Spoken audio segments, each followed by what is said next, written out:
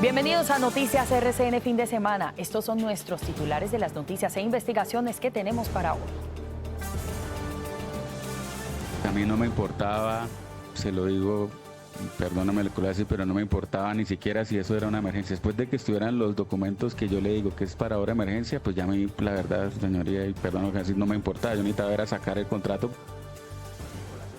Hace mucho voy a decir, pero no importaba. Exclusivo Noticias RCN. Un explosivo testimonio ha sacudido el escándalo de corrupción de la Unidad de Gestión del Riesgo. Sneider Pinilla, testigo clave en el caso, no solo detalla los sobornos, sino que acusa a los propios implicados de la pérdida de documentos vitales para la investigación.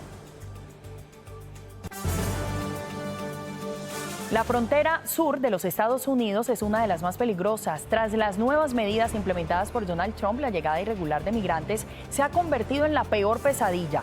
Esta noche, la segunda parte de nuestro informe especial, El Muro Invisible. ¿En qué consiste la orden ejecutiva que firmó Donald Trump, con la que modifica aranceles recíprocos? ¿Podría beneficiarse Colombia? Ya les contamos. Y nuestro director José Manuel Acevedo conversó hoy con Roy Barreras. Habló, entre otros temas, de la inseguridad de Colombia. ¿Será o no candidato a la presidencia? Ya verán ustedes mismos lo que contestó. Que tiene 25 o 30 años de carrera y conoce el oficio. Me parece que... Nuestros presentadores ya están listos. Estamos en todas las regiones. Esto es Noticias RCN de las 7 de la noche, fin de semana.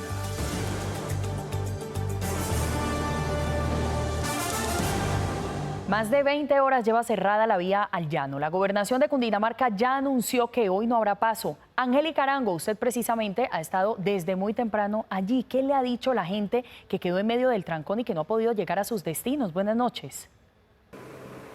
Muy buenas noches para usted y para todos nuestros televidentes. Pues no ha sido un día fácil para los cientos de pasajeros, para las personas que se transportaban entre Bogotá y Villavicencio y para los transportadores que quedaron en medio de este cierre vial. En este momento usted lo puede ver, la maquinaria sigue y seguirá trabajando toda la noche para remover la luz de tierra que cayó después del deslizamiento de la parte alta de la montaña aquí en el kilómetro 18+500 en el municipio de Chipaque. Nosotros, por supuesto, muy al tanto de la situación y precisamente hablábamos con los afectados, con los pasajeros y con el comandante de Policía de Tránsito y Transporte de Cundinamarca. Por el factor climático, pues cada vez está cayendo más escombro, lo cual ha dificultado un poco el paso a un carril para poder hacer las maniobras de tráfico. Salimos a las 2:30 de la tarde, llegamos ahí al sitio donde usted nos encontró a las 12 de la noche. Ya llevan más de las 12 horas encerrados. Y la situación es dura porque lo lleva uno con rapidez para el sacrificio y entonces si se demoran mucho ellos empiezan a morir. 7 de la noche, 3 minutos. Los 3 soldados que fueron quemados en el Putumayo siguen hospitalizados. Hoy recibieron la visita del ministro de Defensa. El papá de uno de ellos habló por primera vez. Dice que no quiere venganza, pero sí que se haga justicia. Ver un hijo así, muy complejo. Como digo, señor ministro, durante mis años cortos de servicio, pues fui herido 3 veces, pero lo mío no fue nada en comparación a lo que eso sería bien. Señor ministro, si yo muero hoy, la moral que tengo es que creo un buen hijo, que quiero servir a la patria. Nunca le dije, usted tiene que ser, usted tiene que hacer como yo, nunca. Porque es que esto no se puede permitir, no podemos permitir que esto le pase a nuestros soldados. Nuestros soldados en nuestra época, no sabe que los soldados son intocables. ¿Por qué? Porque ponen el pecho por este país.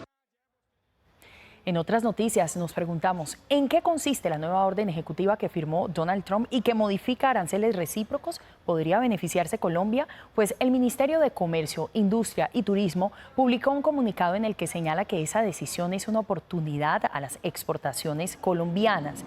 Aseguran que el cambio más relevante está en el anexo 3, que contempla a productos a los que se podría reducir el arancel al 0%.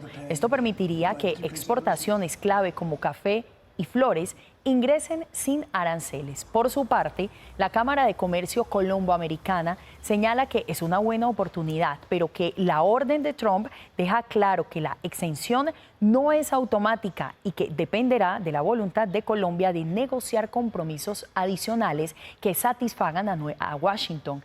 El nuevo esquema entra en vigor desde mañana, 8 de septiembre.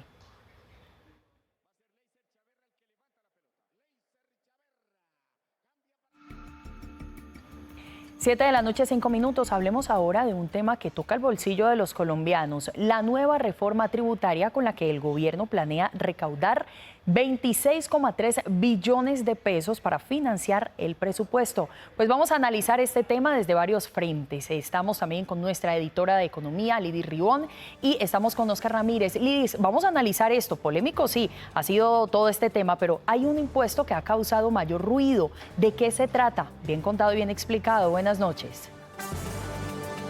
Hola, pues mire, le cuento que uno de los puntos más polémicos en este proyecto de reforma tributaria que se radicó el 1 de septiembre ha sido la posibilidad de aumentar el precio de la gasolina y del diésel. Esto se haría a través de un componente en el precio que se llama ingreso al productor y también se haría, de acuerdo con el gobierno, de manera progresiva. Es decir, ese IVA se pondría inicialmente 10% y después del 19%, pero revisemos las cuentas del gobierno. Según las cuentas del gobierno, con un IVA del 19%, el galón de gasolina aumentaría unos 463 pesos, el diésel unos 257 y el alcohol carburante unos 304. Este producto terminaría afectando también el precio de la gasolina, con lo cual por galón realmente el precio de la gasolina estaría subiendo 767 pesos. Nosotros como motociclistas sí usamos gasolina y gastamos todos los días porque tenemos que salir a trabajar. La gasolina gasta por lo menos 20-25 mil pesos de gasolina.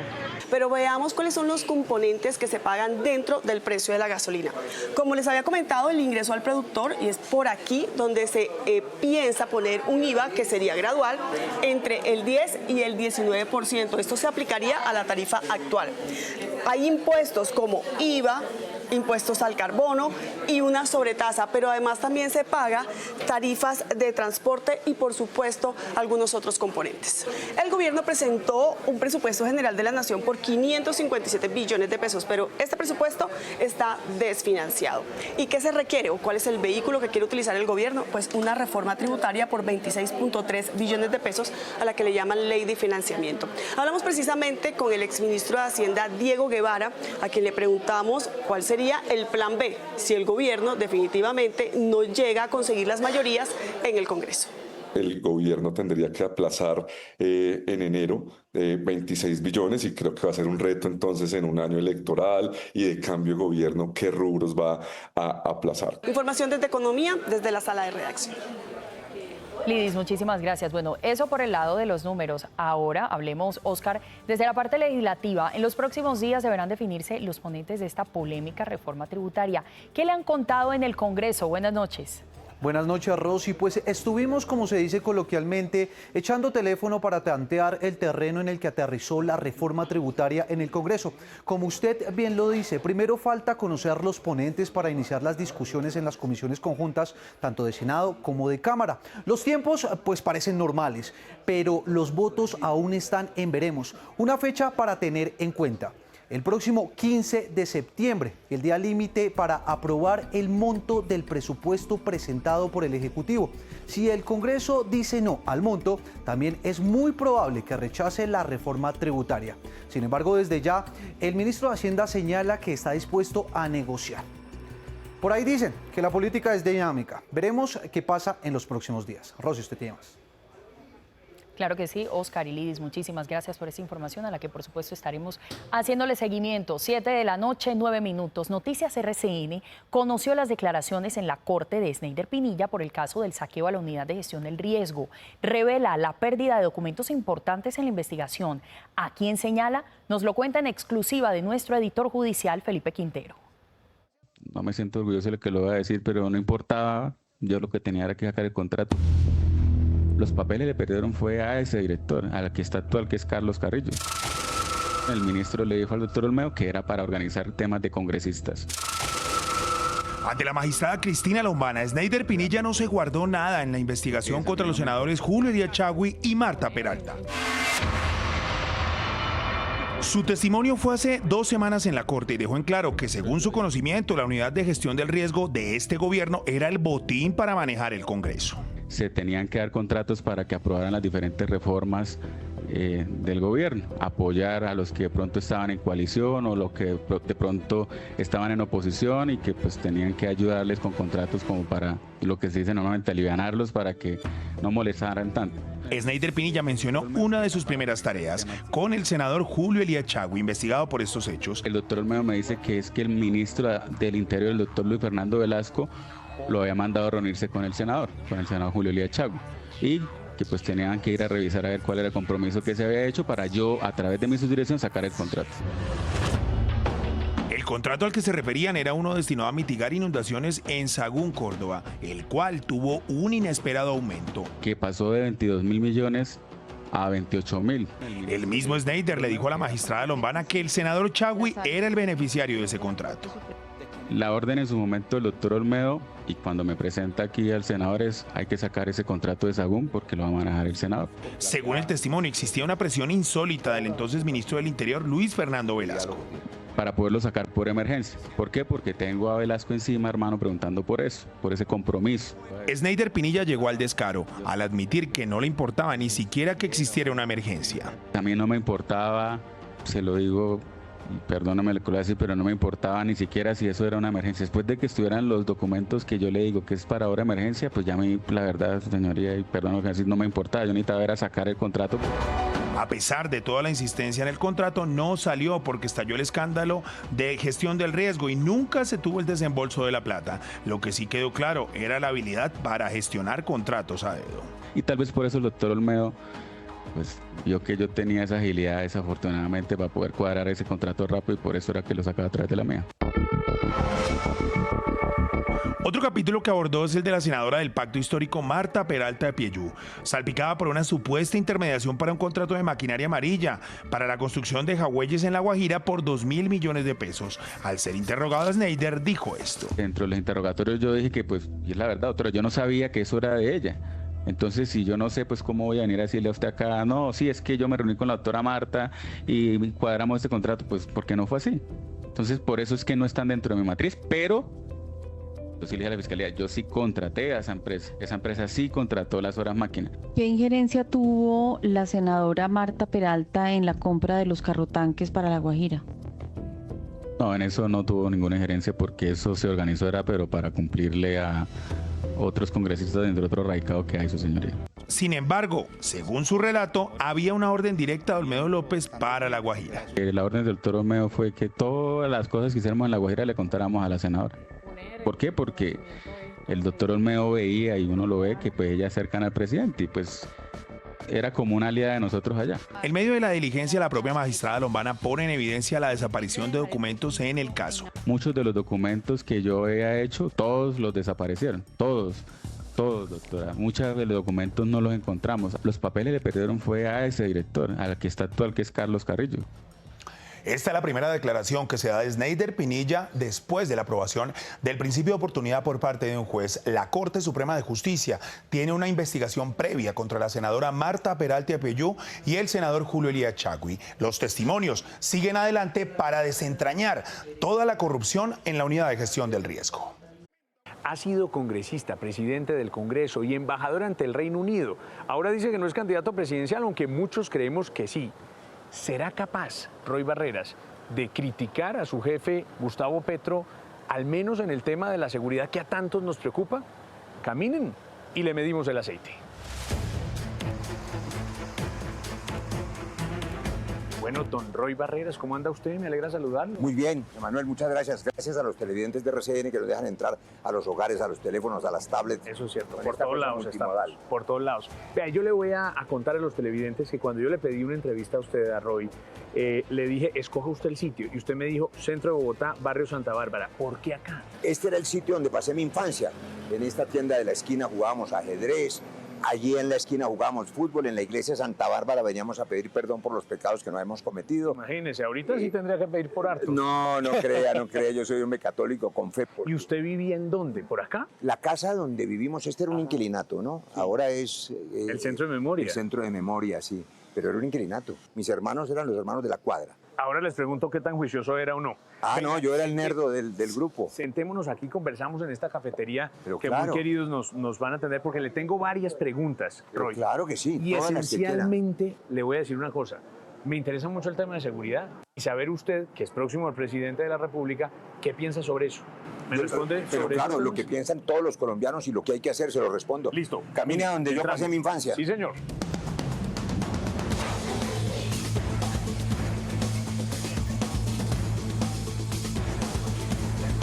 Roy, veo muy poca capacidad autocrítica entre la gente próxima al presidente de la República, Gustavo Petro.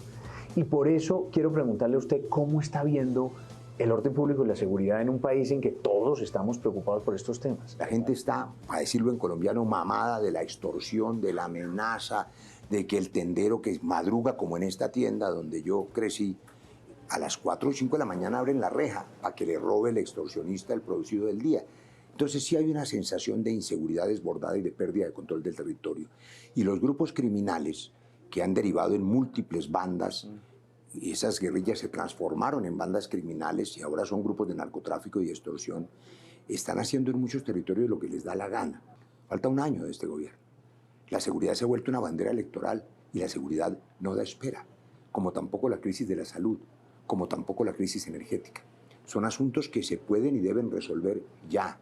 La seguridad implica que el Estado le haga saber a los criminales que va por ellos. Si el gobierno les ofrece sometimiento a la justicia, lo digo este año, porque hay una ley en curso, que debe ser una ley que le dé garantías a los colombianos, no a los criminales.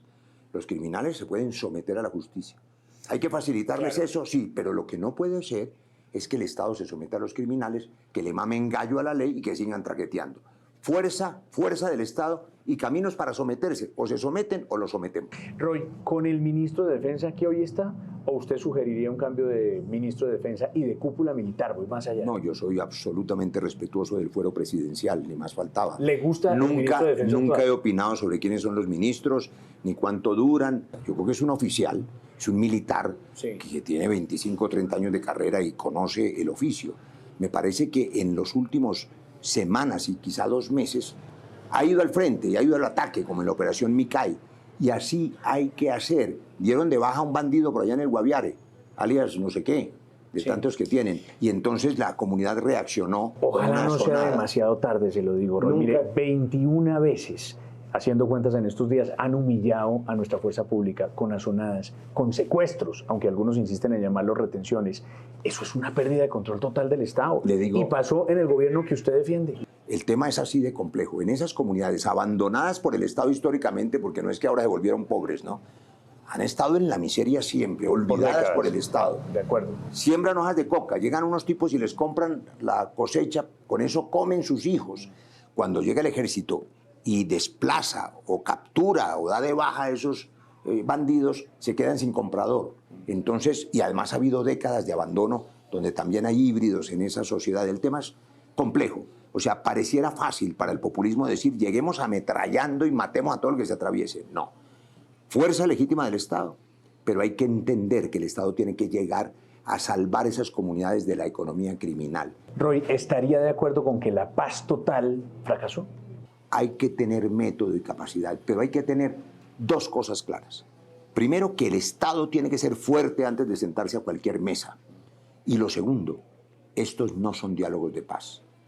Esto es una oferta de sometimiento a la justicia desde la fuerza del Estado, porque de lo contrario le maman gallo al Estado y las víctimas son las familias colombianas. ¿Qué le responde Roy Barreras a quienes dicen que esto es el fruto de una paz mal negociada que dejó impunidad como la que negoció usted? Yo no soy pesimista.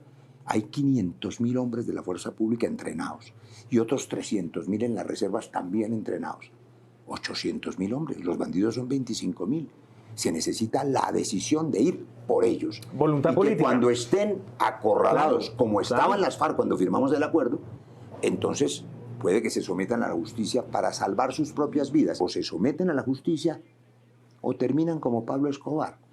Entonces sí es posible un diálogo, es posible una conversación, pero reitero desde la firmeza del Estado que no es bandera electoral. Pero vea, para cerrar este tema le quiero preguntar y espero una respuesta franca, sincera. Como todas las mías. Estoy seguro que me la va a dar. A usted le preocupa el año que le queda a Petro, pero diría que en los 3 años que ya pasaron le faltó decisión en materia de seguridad al presidente Gustavo Petro. Hay un deporte nacional que es criticar el pasado. Yo prefiero decir qué es lo que debe hacerse en el futuro y además ayudar a que se haga. La gente necesita que se resuelvan los problemas. Pero qué buena la autocrítica. Yo puedo sentarme Roy. a criticar el Sí. gobierno Petro, ya lo hice, el gobierno Duque, que fue un desastre. Puedo criticar el gobierno Santos, al que apoyé. Puedo criticar al gobierno Uribe. Que también apoyó, pero, ¿no? Uribe. Claro, Sí. y puedo, usted me está hablando de autocrítica. Sí. Bueno, pero los colombianos, José Manuel, los televidentes de RCN, créame, necesitan es que les resuelvan sus problemas. La pelea entre políticos no les sirve. La polarización no le resuelve nada a nadie. Tenemos el deber y el derecho de esperar que este año haya más ejecución, haya más capacidad, más ministros comprometidos en resolver los problemas de Colombia. Solo les recuerdo que los últimos años de los 4 de los presidentes terminan siendo puras elecciones y otros temas distintos. Si no se aprovechan los 3 primeros años, los expertos, los políticos como usted dicen que el último año es perdido. Falta un año, hay gobierno, hay instituciones y es necesario que esos problemas se resuelvan ahora. Vea, Roy, voy cerrando. Y le iba a preguntar si usted es candidato presidencial y usted me va a decir que no, y la gente no le va a creer. ¿Ahí cómo hacemos? Muy fácil. Solo informarles algo, recordarles algo. En octubre 26 hay una consulta presidencial de los sectores del pacto, que la gente llama el petrismo o la izquierda. Yo no estoy en ese tarjetón porque yo toda mi vida he sido un hombre liberal de centro, toda la vida. Entonces, allí están solo los candidatos de izquierda. Yo estoy esperando respetuosamente ese resultado. Y allá saldrá un candidato o candidata. Y el que salga de allí en marzo habrá una consulta más grande que es del Frente Amplio. En esa sí lo vamos a ver a usted. Quizá en ella, depende de lo que pase en octubre, quizá en ella podamos participar los que tenemos origen liberal de centro. Pero lo que sí le anticipo es esto. Si esa consulta ocurre, ese domingo ganará una fórmula que unirá esas corrientes liberales que implican respeto a la propiedad privada, ¿no? Al empresariado, trabajar de la mano con todos, darle garantías a todos. Y la corriente muy fuerte de la izquierda, de esas luchas populares que les ha costado la vida a muchos.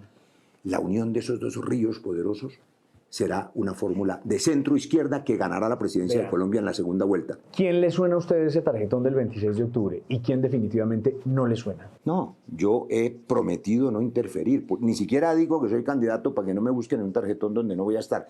Eso es las izquierdas, porque son varias izquierdas. Esperemos que allí salga uno o una, si hay esa consulta, que yo espero que sí la haya, y que además yo les he recomendado una meta, 3 millones de votos, porque un pájaro necesita 2 alas para volar, y para unir a Colombia se necesita esa fuerza popular, ese llamado que hoy se encarna en la primera fuerza política de Colombia, que es el pacto, las izquierdas o el progresismo, y la fuerza del centro. Unir esas dos fuerzas le dará a Colombia estabilidad, tranquilidad y podrá unir al país sin odios. Hay que cerrar las heridas del odio, cerrar las heridas sociales. Espero lo que pasa en octubre. Le prometo una cosa. En la primera semana de noviembre, siquiera nos sentamos en esta cafetería o en otra. Y usted dice, quiero ser o no presidente. Y yo le digo, y le voy a preguntar en lo que me quedan estos 2 meses a la gente, porque mañana me voy para el eje cafetero. Le voy a preguntar a la gente, ¿usted quiere que yo sea presidente? A ver qué opinan. Y yo le cuento si la gente quiere o no. Y siempre va a encontrar amigos que le digan, oiga, y otros van a decir usted debería ser presidente Otros de la van a decir, República. no, yo quiero la extrema derecha, yo quiero la extrema izquierda, yo quiero el que dé bala, yo quiero el que odie. Y yo voy a... ¿Y saben qué va a terminar usted diciendo? Los sectores sociales de este país me están pidiendo ser candidato presidencial y voy a José Manuel y todos van a querer. ¿Sabe qué van a querer? No que yo o cualquiera sea presidente.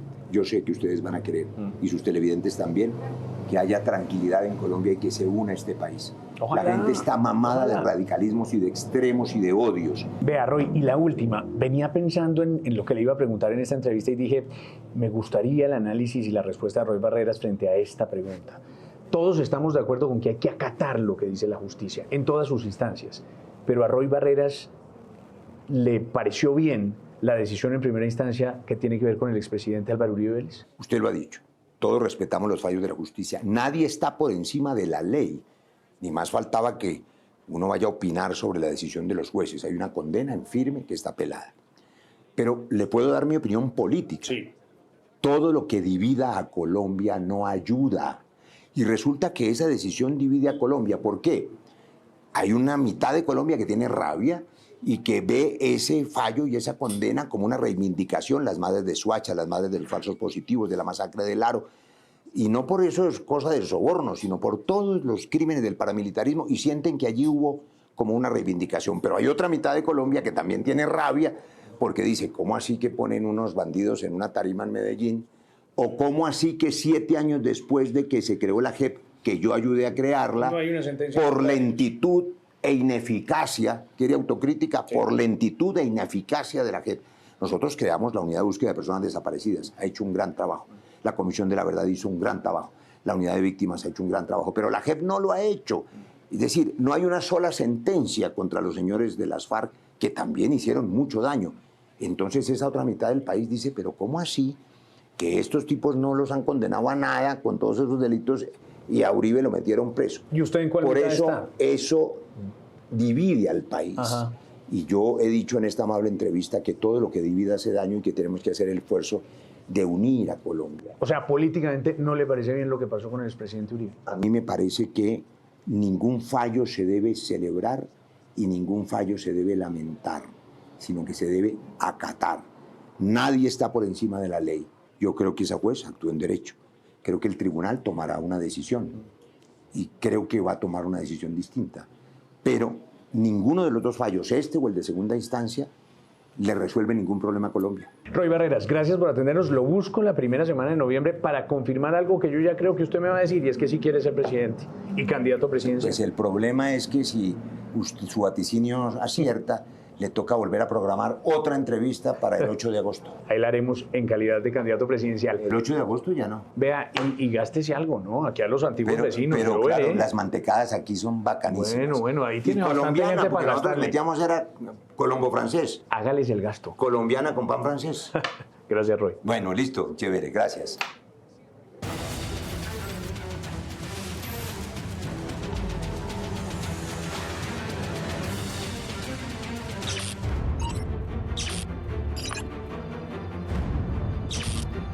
Son las 5:49 de la mañana de hoy viernes y estamos en Magic Valley. Nos informa que hace pocos minutos detectaron la presencia de, al parecer, 4 migrantes que intentaron cruzar la frontera de forma irregular. Nosotros vamos en este momento al punto donde están los agentes fronterizos que ya hicieron esta aprehensión y esperamos saber qué fue lo que pasó. Lo que encontramos fue una postal de la migración irregular en tiempos de Donald Trump.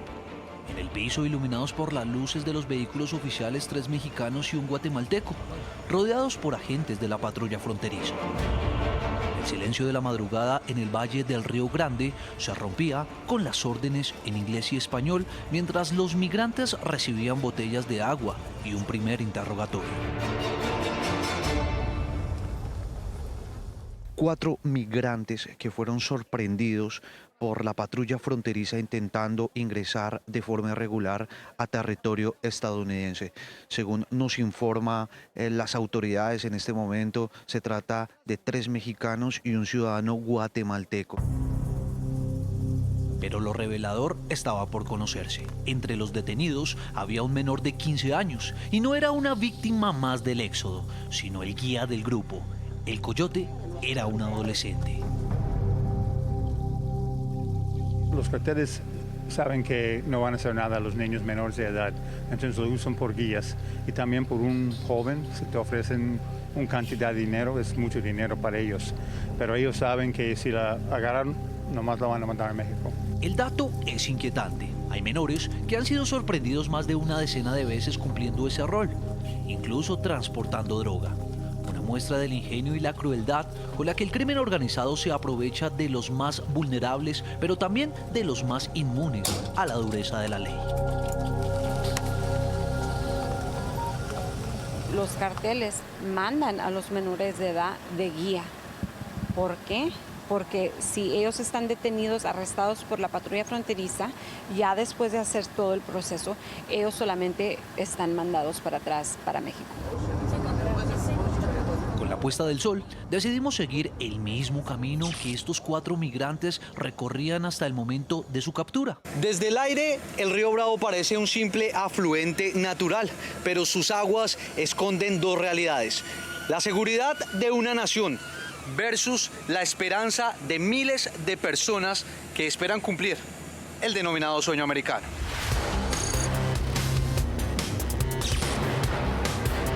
En compañía de la patrulla fronteriza navegamos el río Bravo, como le conocen en México, o el Río Grande en Estados Unidos.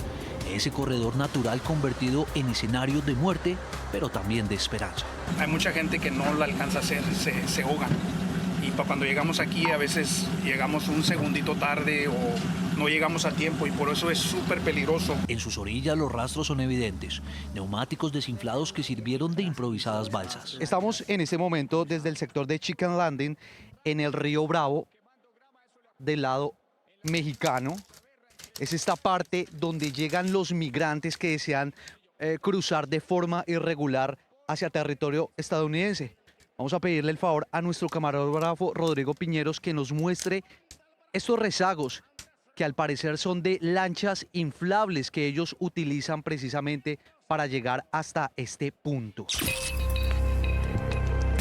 Desde el río nos internamos por las trochas que utilizan los indocumentados. El paisaje era una galería de señales, zapatos colgados en los árboles, usados como brújulas improvisadas para guiar el camino, y torres metálicas que interrumpen la soledad de la maraña. Son las torres de rescate, instaladas por la patrulla fronteriza, estructuras con reflectores y botones de auxilio que pueden marcar la diferencia entre la vida y la muerte. Si hay algo que puede definir el viaje del migrante indocumentado es que su futuro es incierto. Por eso existen también estas torres de rescate de la Guardia Fronteriza. Allí dice, si necesita ayuda, oprime el botón rojo. Elementos de rescate llegarán pronto. Quédese aquí. Vamos a hacerlo y veremos qué pasa. Please remain calm. Help is on the way. It is important that you do not leave. Por favor, mantengan la calma. La ayuda está en camino. La información va a nuestro centro de comunicación. Nuestro centro de comunicación entonces llama a los oficiales para que vayan a atender al inmigrante extraviado.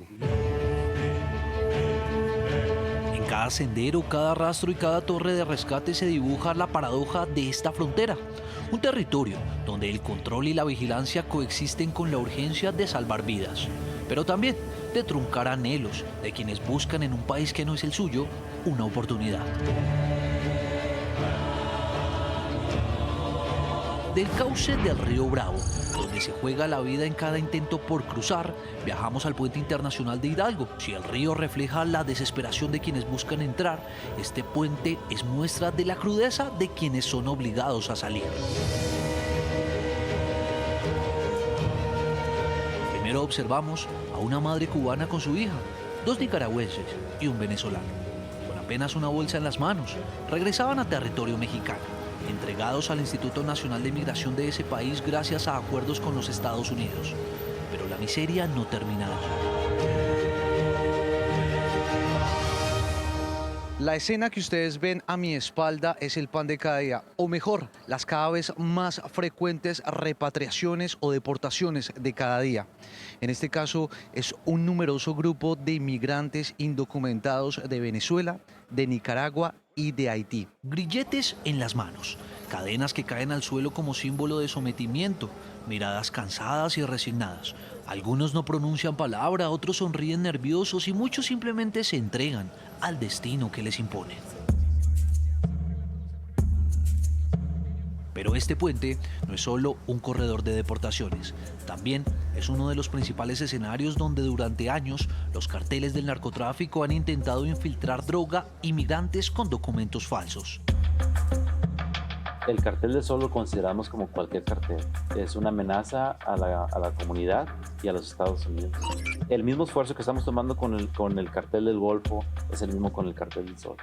Tocante el Tren de Aragua, es un riesgo. El documento, hay unos que son de alta calidad, hay otros que son de baja calidad y por lo que los comentan cuando nosotros hacemos aquí el hallazgo, hemos visto de $50 hasta $3,000 y $5,000. En medio de leyes duras, procedimientos implacables y fronteras cada vez más blindadas, aún hay voces que claman por humanidad.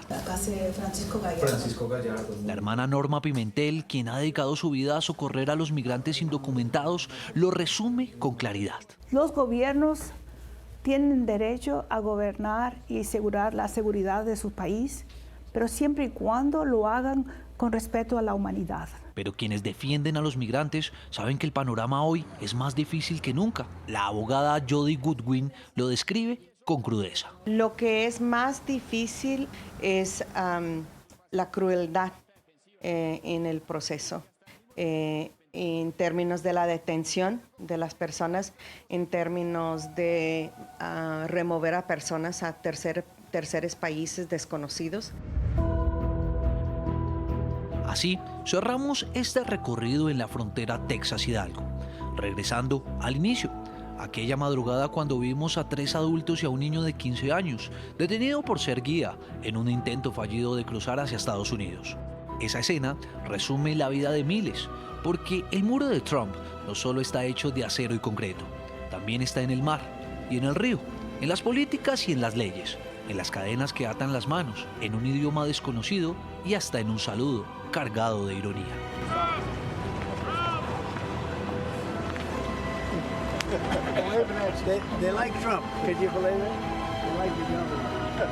Hoy, en cada frontera, en cada deportación, en cada sueño roto, se multiplica el muro invisible de Trump. Oscar Ramírez, Noticias RCN. Thank you.